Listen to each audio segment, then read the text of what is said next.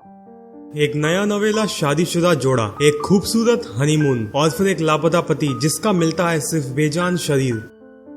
ये कहानी है मध्य प्रदेश के इंदौर के एक नौजवान राजा रघुवंशी की, जो अपनी शादी के सिर्फ 12 दिन बाद मौत के साए में चला गया।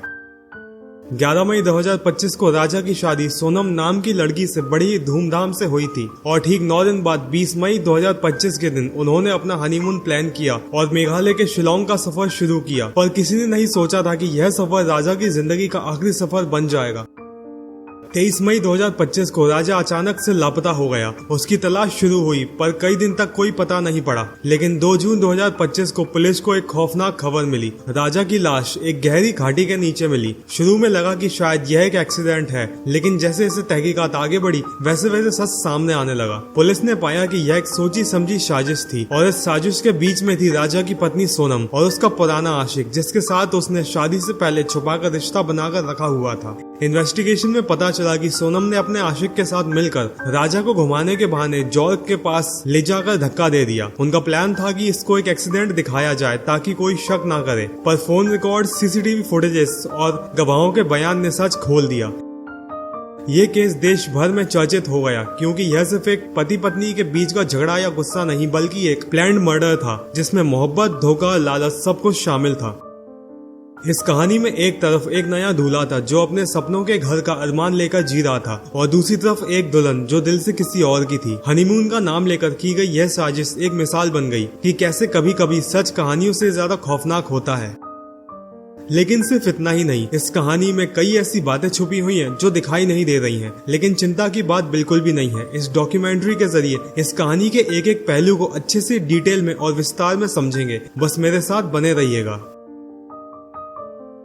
इंदौर का रहने वाला राजा रघुवंशी एक 29 साल का ट्रांसपोर्ट बिजनेसमैन अपने परिवार के साथ एक खुशहाल जिंदगी जी रहा था। लेकिन उसके माता पिता चाहते थे कि घर में एक संस्कारी और समझदार बहू आए, इसलिए उन्होंने राजा के लिए एक अच्छा रिश्ता देखना शुरू किया। इसी सिलसिले में उन्होंने एक मैट्रिमोनियल ऐप का सहारा लिया, जहां राजा के परिवार की मुलाकात सोनम रघुवंशी के परिवार से हुई। कोइंसिडेंटली सोनम भी इंदौर की ही रहने वाली थी, एक 24 साल की स्मार्ट, सुंदर और पढ़ी लिखी लड़की जो अपने परिवार के प्लाईवुड बिजनेस को संभाल रही थी। दोनों परिवारों के बीच कई बार मुलाकातें हुई और 10 फरवरी 2025 को सोनम के घर पर शादी का रिश्ता पक्का हो गया। राजा के कजिन अर्पित के मुताबिक शादी से पहले दोनों परिवार एक दूसरे के घर आते जाते रहे और सब कुछ बिल्कुल ठीक लग रहा था। लेकिन एक छोटी सी बात थी जो राजा को अंदरूनी तौर पर थोड़ा परेशान कर रही थी। अर्पित के मुताबिक राजा ने कई बार उसे बताया था कि सोनम उससे फोन पर कभी ज्यादा बात नहीं करती है। जब भी राजा बात करने की कोशिश करता है तो सोनम यह कह देती है कि उसका ध्यान बिजनेस में लगा रहता है। लेकिन असल में सोनम एक ऐसा राज छुपा रही थी जिसका अंदाजा ना तो राजा को था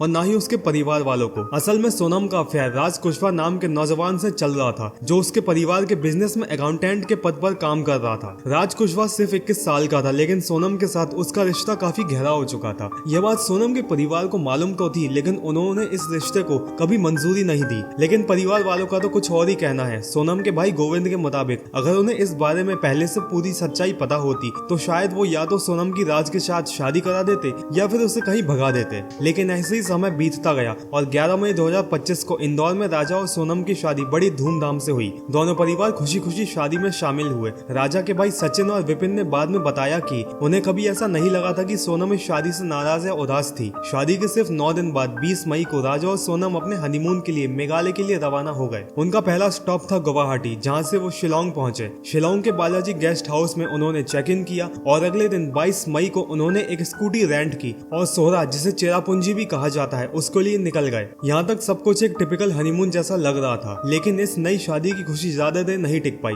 जो बाहर से एक प्यारा सा हनीमून लग रहा था, अंदर ही अंदर एक भयानक साजिश का हिस्सा बन चुका था। सोनम के दिल में कुछ और ही चल रहा था, ऐसा कुछ जिसका अंदाजा राजा को कभी नहीं था। पुलिस के मुताबिक शादी से पहले ही सोनम और राज कुशवाहा ने राजा के कत्ल की प्लानिंग कर ली थी। इस साजिश को अंजाम देने के लिए उन्होंने 20 लाख रुपए में 3 कॉन्ट्रैक्ट किलर्स विशाल सिंह चौहान, आकाश राजपूत और आनंद कुर्मी को हायर किया। यह यह तीनों राज के पुराने दोस्त थे जो इंदौर और उत्तर प्रदेश के रहने वाले थे। और फिर आया 23 मई 2025, वो दिन जो राजा और सोनम के हनीमून को एक खौफनाक कत्ल में तब्दील करने वाला था। पुलिस के अनुसार सोनम ने यह प्लान पहले ही तैयार कर लिया था, हर कदम सोच समझ कर रखा गया था। उस दिन वो दोनों ट्रैकिंग के लिए मेघालय के वैशांगडाओ फॉल गए और वहीं पर वो तीनों कॉन्ट्रैक्ट किलर्स भी छुपकर उनका इंतजार कर रहे थे। इसी दौरान एक टूरिस्ट फोटोग्राफर देव सिंह ने उनका एक वीडियो शूट किया जिसमें सोनम एक लाठी लेके आगे चल रही थी और राजा उसके पीछे पीछे जा रहा था। यह वीडियो बाद में वायरल हो गया और इन्वेस्टिगेशन में एक बहुत ही इंपॉर्टेंट सबूत बना। और मेघालय के डायरेक्टर जनरल ऑफ पुलिस के मुताबिक कॉन्ट्रैक्ट किलर्स ने राजा से दोस्ती करने का नाटक किया और उसे एक अलग जगह ले गए। और जब राजा उन सभी लोगों के साथ उस आइसोलेटेड पॉइंट पर पहुंचा तभी विशाल सिंह चौहान ने उस पर एक खुखरी से वार किया। खुखरी असल में एक कर्व्ड ब्लेड होता है जो नेपाल और नॉर्थ ईस्ट में काफी यूज होता है। राजा के सर पर 2 बार हमला किया गया, एक पीछे से और एक सामने से। और जब ये सब हो रहा था सोनम वही मौजूद थी। पुलिस का कहना है कि जब राजा खून से लथपथ होकर चिल्लाने लगा तब सोनम वहां से भाग गई, लेकिन जब उसकी सांस चलना बंद हो गई तो वो वापस आई और राजा की बॉडी को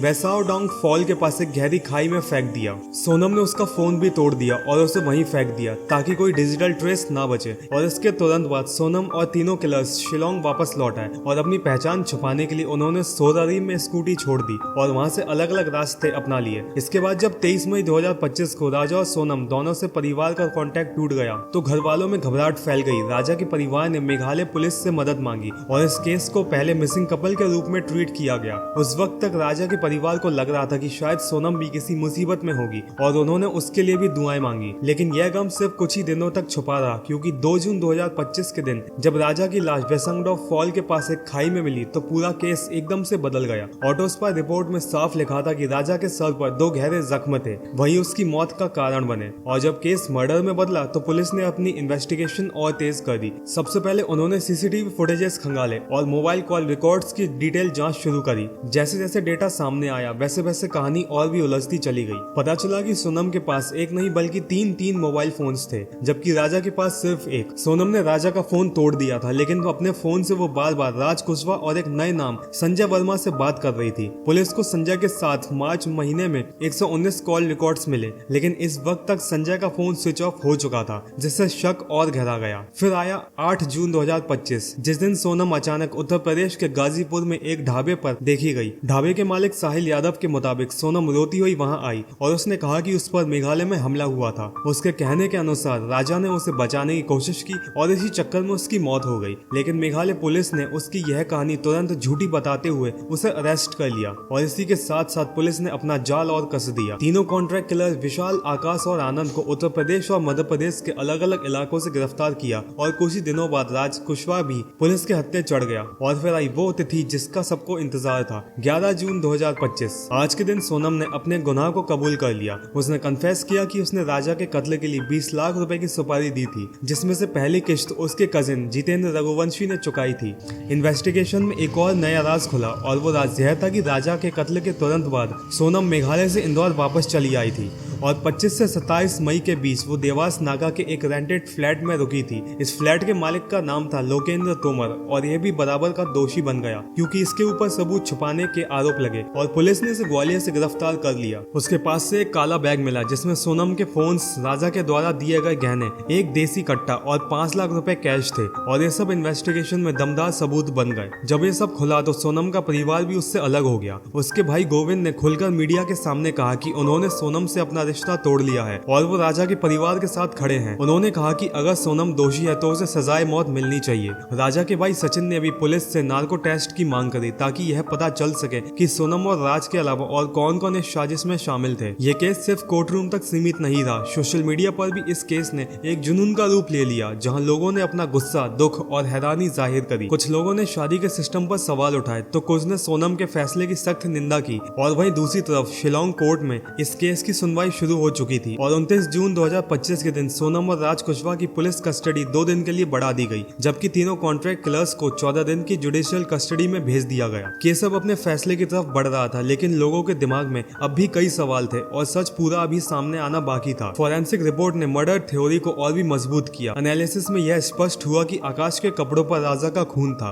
और सोनम के रेनकोट पर भी जो ब्लड स्टेन्स लगे हुए थे वो भी राजा के ही थे। लेकिन सबसे बड़ा सबूत था मर्डर वेपन, वो एक खुखरी जो साइट के पास से ही रिकवर किया गया था और देखते ही देखते ये सारे सबूत इस केस के बैकबोन बन गए। लेकिन इस बीच सोनम ने एक बार फिर एक नई कहानी सुनाई। उसका कहना था कि मेघालय में किसी ने उन पर हमला किया और राजा उसे बचाते हुए मारा गया। उसने यह भी कहा कि वो किडनैप हो गई थी और उसे नहीं पता कि वो गाजीपुर कैसे पहुंच गई। लेकिन पुलिस ने उसकी इस कहानी को झूठा बताते हुए उसे एक्टिव इन्वॉल्वमेंट की तरह इशारा किया। पुलिस रिकॉर्ड्स, मोबाइल सिग्नल्स और आई विटनेसेस के जरिए उन्होंने साबित किया कि सोनम ने इस पूरे कत्ल की प्लानिंग में हिस्सा लिया था। केस में एक और ट्विस्ट तब आया जब सोनम के पिता देवी सिंह रघुवंशी ने मेघालय पुलिस पर गलत इल्जाम लगाने के आरोप लगाए और सीबीआई जांच की मांग कर डाली। असल में उनका कहना था कि उनकी बेटी को फंसाया जा रहा है। और वहीं दूसरी तरफ सोनम का बड़ा भाई गोविंद पहले ही अपने बहन से रिश्ता तोड़ चुका था और जब गोविंद अगली बार मीडिया के सामने आया तो उसने कहा कि सोनम एक जिद्दी और जल्दबाज लड़की थी। अगर उसने शादी नहीं करनी थी तो वो साफ मना कर सकती थी, लेकिन कत्ल करना किसी भी हालत में माफी के लायक नहीं है। और अगर आज की बात करें तो अभी तक सोनम और राज कुशवाहा जुडिशियल कस्टडी में हैं और केस की सुनवाई शिलोंग कोर्ट में जारी है। तीनों कॉन्ट्रैक्ट किलर्स भी जेल में हैं, लेकिन उनके कन्फेशंस वापस लेने के बाद केस थोड़ा उलझ गया है। अब पुलिस फॉरेंसिक रिपोर्ट्स का इंतजार कर रही है, इससे सबूतों का शिकंजा और मजबूत हो सके। ये केस सिर्फ एक कत्ल की कहानी नहीं है, बल्कि इसने पूरे देश में शादी, विश्वास और प्रेम के कॉन्सेप्ट पर एक गहरी चर्चा छेड़ दी है। राजा के परिवार के लिए यह एक कभी न भूलने वाला सदमा है, जबकि सोनम का परिवार अभी भी उसे लेकर दो राहों पर खड़ा हुआ है, कुछ उसके साथ, कुछ उसके खिलाफ। सोशल मीडिया पर आज भी लोग इस केस पर अपनी राय दे रहे हैं। तो यह थी सोनम और राजा रघुवंशी केस की पूरी कहानी। एक ऐसी कहानी जहां एक शादी एक साजिश में बदली, एक हनीमून एक कत्ल का मंजरनामा बन गया। ये कहानी सिर्फ कानूनी केस नहीं, बल्कि इंसानी जज्बात, विश्वास और धोखे का एक जीता जागता दस्तावेज है। और आज के लिए बस इतना ही। और अगर आपको हनीमून केस के ऊपर बना हुआ ये डॉक्यूमेंट्री वीडियो पसंद आया हो तो फॉर्मेलिटीज पूरी करना मत भूलिएगा। और हाँ, अगर आप हमारे चैनल पर नए हैं तो हमारे चैनल पारस मणि को सब्सक्राइब करना मत भूलिएगा। और वीडियो पूरा देखने के लिए बहुत बहुत शुक्रिया।